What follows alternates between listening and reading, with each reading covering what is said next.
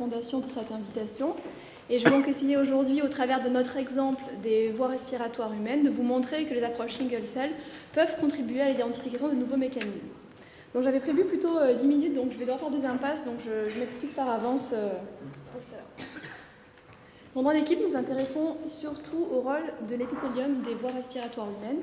Donc pour rappel, ce tissu a pour fonction principale la clairance mucociliaire, c'est-à-dire le fait que les particules qu'on inhale, les polluants, les microbes, les poussières vont être piégées dans du mucus qui est produit par les cellules qu'on appelle cellules gobelettes et vont être ensuite évacuées par le battement coordonné de cils motiles présents par centaines à la surface de cellules multiciliées. Et on peut voir ici le battement de ces cils motiles. Donc c'est ce battement qui va évacuer le mucus. Cet épithélium contient également des cellules que l'on appelle clubs, qui sécrètent des peptides antimicrobiens, et des cellules basales, donc qui sont sur la lame basale, et qui sont les progéniteurs de toutes les autres cellules de l'épithélium. Cet épithélium est très fréquemment challengé, abîmé, mais il peut se régénérer. Et en particulier, on a un processus de multiciliogénèse, c'est-à-dire la différenciation de cellules multiciliées à partir de cellules basales. Mais dans des maladies respiratoires chroniques comme l'asthme ou la mucoviscidose, cette régénération peut être défectueuse et on obtient un remodelage avec un excès de cellules gobelettes, donc trop de mucus, et un défaut de cellules multiciliées, donc une mauvaise clairance mucociliaire. Ces maladies respiratoires peuvent être considérées comme des ciliopathies, en fait, comme des dyskinésies ciliaires acquises, parce que le cil motile n'est pas la cause de la maladie, mais peut être une conséquence des symptômes et vont aggraver les symptômes. Il est bien connu qu'il y a des dyskinésies ciliaires primaires qui proviennent d'une mutation héritée, et il y a des dyskinésies ciliaires qui viennent des cils motiles et qui vont causer, donc, outre les problèmes respiratoires chroniques, de l'infertilité et des hydrocéphalies, car on a des cellules multiciliées dans ces organes. Donc dans l'équipe, en fait, nous essayons d'identifier les mécanismes qui régulent la multiciliogénèse, donc la différenciation des cellules multiciliées, et nous sommes passés aux approches single-cell RNA-seq pour trouver de nouveaux mécanismes. Donc nous avons deux modèles d'études principaux, un modèle in vitro de régénération 3D à partir de cellules basales de volontaires sains, et également des échantillonnages de volontaires sains à différents niveaux de l'arbre respiratoire, et ces échantillonnages se sont faits dans le cadre du Human Cell Atlas. Donc quelques mots d'abord sur la révolution qu'a été le single cell, surtout la transcriptomique single cell. Donc dans l'équipe, nous avons acquis en 2014 le système Fluidigm, qui était donc de la microfluidique, et qui permettait d'analyser le transcriptome de 100 à 800 cellules par échantillon en un seul run. Mais ce débit a fortement augmenté et nous avons ensuite acquis la machine de 10x génomique qui fonctionne par nanodroplets et à présent nous analysons entre 2000 et 10 000 cellules par échantillon et par run. Donc, très brièvement, comment fonctionne cette technologie? L'idée en fait est de créer des micro-réacteurs dans lesquels sont présents à chaque fois une cellule et une seule cellule et une bille qui est couverte d'oligonucléotides avec les séquences qui vont être nécessaires à analyser le transcriptome des cellules. On obtient ces micro-réacteurs en faisant passer les cellules et les billes qui sont en phase aqueuse dans une phase d'huile, donc on crée une émulsion. Donc voici en vidéo comment cette émulsion se crée. On voit les cellules et les billes qui arrivent et qui forment donc des gouttelettes de phase aqueuse.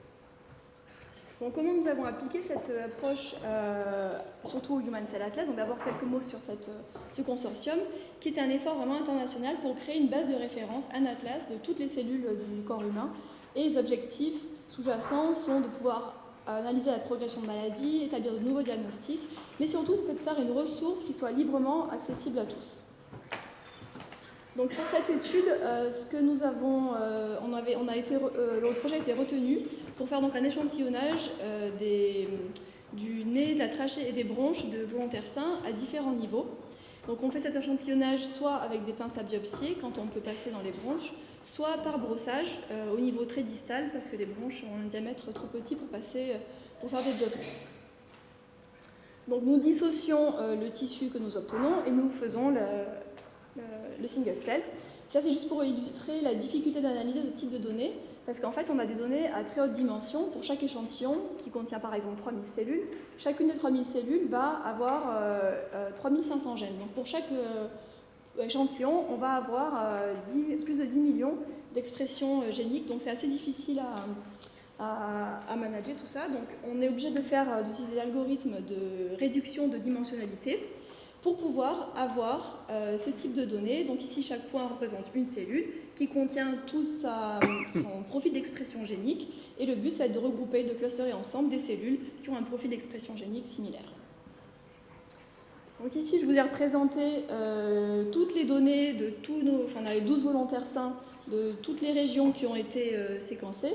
Donc ici, on a cette grande carte avec toutes les cellules. Donc chaque petit point ici représente une cellule. Donc on peut voir qu'on retrouve bien nos types épithéliaux attendus, comme les cellules basales, les cellules multiciliées, nos cellules sécrétrices qui contiennent les cellules gobelettes et les clubs, également des populations transitoires, les cellules suprabasales. On peut aussi distinguer les cellules immunitaires et les fibroblastes et les cellules endothéliales. Donc en tout ici, on a un dataset de 78 000 cellules. Ce que l'on recherchait, c'était d'identifier des différences de distribution de type cellulaire entre les différentes régions des voies respiratoires. Et pour l'instant, on est en plein dans cette analyse. Ce qu'on voit pour l'instant, c'est qu'au niveau proximal, donc trachée surtout, et première bronche, on a très peu de différences de distribution. Ici, on a une colonne par patient. Par contre, on voit une assez grosse différence avec l'épithélium du nez, qui a très peu de cellules basales, très peu de cellules multiciliées. Et au niveau distal, on a une distribution assez différente parce qu'on va échantillonner par brossage, donc on va prendre seulement la partie la plus apicale de l'épithélium. Donc pour l'instant, nous recherchons des différences qualitatives entre les types cellulaires de chaque position. Néanmoins, ces données nous ont permis d'identifier des nouvelles sous-populations de cellules. Donc je vais aller assez rapidement sur ces sous-populations, mais en particulier, par exemple, une sous-population qu'on appelle cellules deutérosomales, qui est en fait une population de cellules précurseurs pour les cellules multiciliées. Jusqu'à maintenant, la frontière entre le précurseur et la cellule multiciliée n'était pas très claire.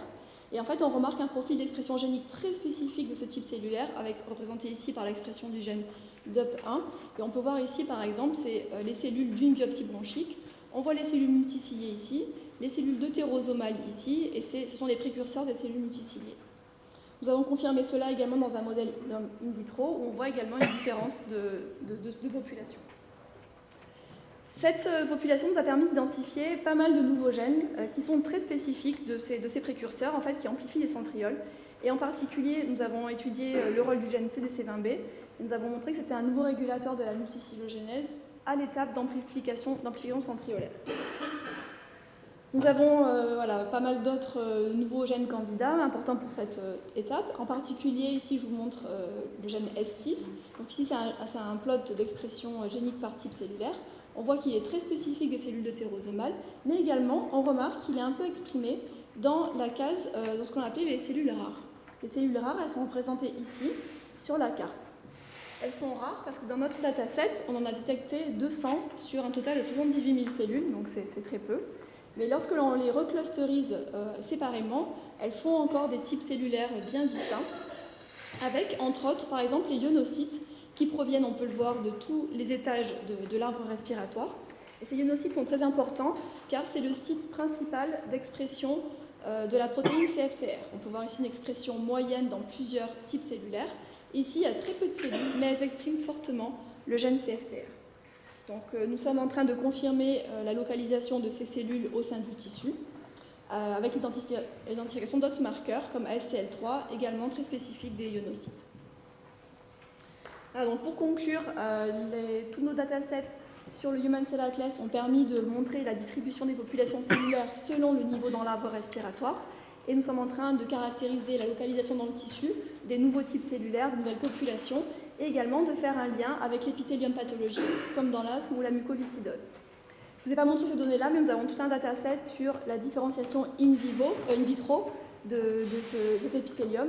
Nous avons pu, grâce au single cell, faire une reconstruction de lignage, montrer des nouveaux événements de différenciation, et également identifier de nouveaux gènes candidats pour cette transition entre les cellules deutérosomales et les cellules multiciliées.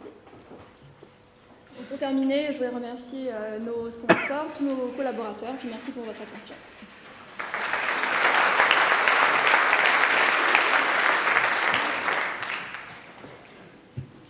Merci beaucoup pour cette très belle présentation. On a le temps pour une ou deux questions.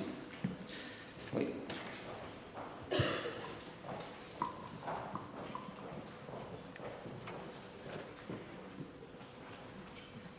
Je ne connaissais pas les cellules club. Est-ce que ce type de modèle s'applique aussi à l'épithélium intestinal ou à d'autres épithéliums? en termes de linéage? Alors, c'est vrai, elles ressemblent aux cellules un peu sécrétrices de l'épithélium intestinal, et je ne sais pas si dans l'épithélium intestinal, les cellules sécrétrices peuvent être des précurseurs d'autres cellules différenciées. En fait, c'est vrai que c'est un épithélium qui est assez fascinant parce qu'on peut voir qu'une cellule club qui est une cellule différenciée, qui a une fonction à elle-même, et peut être un progéniteur pour une autre cellule différenciée qui est très très différente. Et nous, ce qu'on essaie de montrer, c'est que la cellule gobelet, qui est une forme plus mature de la cellule club encore, peut aussi faire cela. Et dans le épithélium intestinal, je ne sais pas, ça c'est une bonne question, je ne sais pas si la cellule qui sécrète, je pense à celle qui exprime TFF3 par exemple, ces cellules sécrétrices dans l'intestin, peuvent aussi devenir un autre type cellulaire différencié, ça je ne sais pas. Donc ouais, à vérifier. Oui. Si j'ai bien compris, donc c'est surtout sur des données transcriptomiques que vous avez donc réalisé ces différents clusterings. Est-ce qu'au niveau histologique, il y a des caractéristiques pour ce que vous appelez les cellules rares? C'est-à-dire qu'est-ce qu'on les a identifiées? Est-ce qu'elles ont des marqueurs éventuellement membranaires? Est-ce qu'on peut les identifier au niveau membranaire pour l'instant non, mais en fait voilà, c'est ce qu'on essaye de faire. Au niveau protéique, il y a très peu d'anticorps qui fonctionnent pour ces cellules rares. Alors ici, voilà, sur cette diapo, on a fait de l'RNA in situ avec la technique de RNAscope qui permet d'avoir une bonne amplification de signal. Et en fait, alors ici, c'est vrai que dans ces cas-là, alors l'épithélium, il est ici, là, à partir de là. Ça n'a pas l'air très rare parce qu'ici, on identifie quand même 4 cellules dans cette petite région. Et ces cellules seraient des ionocytes parce qu'elles expriment SCL3 qui est très spécifique des ionocytes et CFTR. Donc, est-ce qu'elles sont rares dans notre dataset parce qu'il faut faire une étape de dissociation du tissu pour obtenir des cellules? Donc, est-ce qu'il y a des cellules plus fragiles pendant la dissociation qui fait qu'on a une mauvaise représentation? Ou est-ce qu'il y a des régions dans lesquelles elles sont plus concentrées? Ça, on pense que c'est assez possible aussi parce qu'on voit que ce n'est pas homogène. On voit des zones avec très peu de ces cellules rares et d'autres zones avec moins. Donc là, on est en train de retourner vers nos cliniciens pour rebiopsier d'autres volontaires sains à différents étages et pour voir si les cellules rares, entre autres, on les retrouve à différents étages. Merci.